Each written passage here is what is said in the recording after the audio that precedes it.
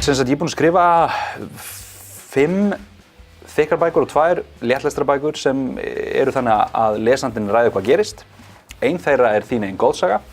Og fyrir 2 árum þá hringdu Maggi og Stefán Hallur í mig. Maggi sem sér öll ljósin og Stefán Hallur sem leikstýrir og báðu mig að hitta sig hérna í kúlunni og voru að spá hvort það væri hægt að færa þetta form, Þín eigin formið,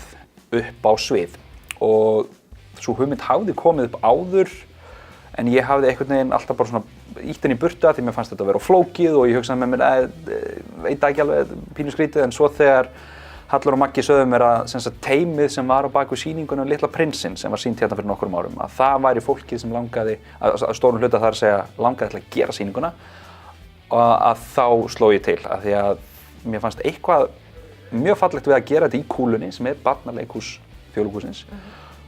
Mér fannst gaman að gera þetta á litlu sviði í mikilli nánd að þetta er mikið samtal, áhorfendur kjósa og ráða og þess vegna þarf sá sem að leiðir sýninguna sem í þessu tilfelli Loki Laufeyðarsson þá er hann að bjóða áhorfendum að kjósa og þarf að sjá þau, þarf að heyra í þeim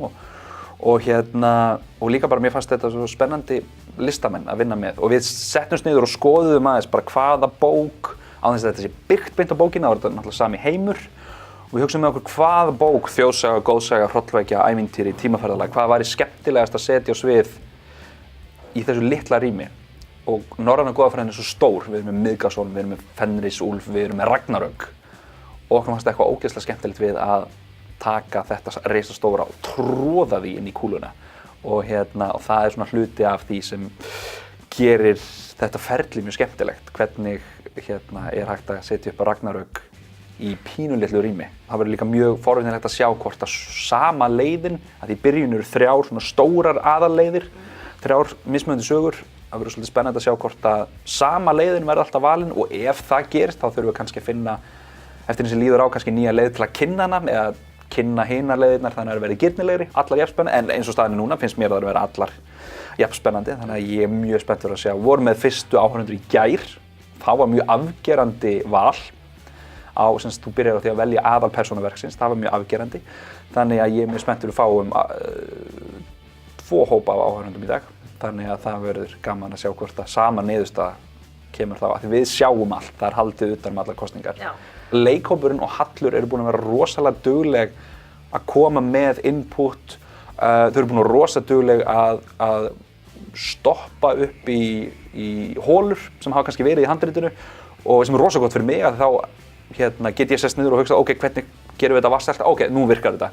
Og af því maður svo oft skrifa mismunandi margar útgáfur af sama atriðinu þá kannski gleymir maður stundum, ó já, alveg rétt. Hluturinn sem allir þurfa að vita, ég tók hann bara fram í þessum 3 útgáfum hér, þessar 2 eru eftir, við þurfum að muna að segja þetta hér líka. Já. Þannig að þetta er flókið og það var daginn reiknað út, Maggi á ljósanum reiknaði út hvað er til margar mismunandi útgáfur af verkinu og það eru til síðast þegar ég vissi, eru til hátt í 1300 mismunandi útgáfur af verkinu en svo bættum við einhverjum nýjum endum í síðustu vikum í skilsta talan sem kom inn yfir 2000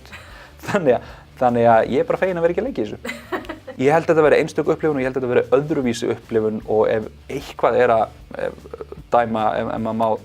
einhver tónn hefur verið settur í gær frá fyrstu áhorfendum þá er þetta eitthvað allt öðruvísi og þau voru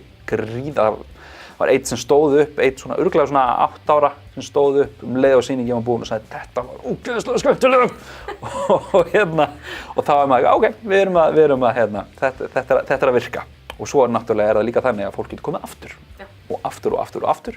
og kannski lenda þau á svipaðri sýningu, líklega ekki, kannski lenda þau á einhverju allt annarri sýningu og eins og við segjum alltaf ef að sýningin endar illa sem hún getur svo sannarlega gert að þá er það algjörlega áhorfendum að kenna, ekki okkur, af því áhorfendur ráða hvað gerist.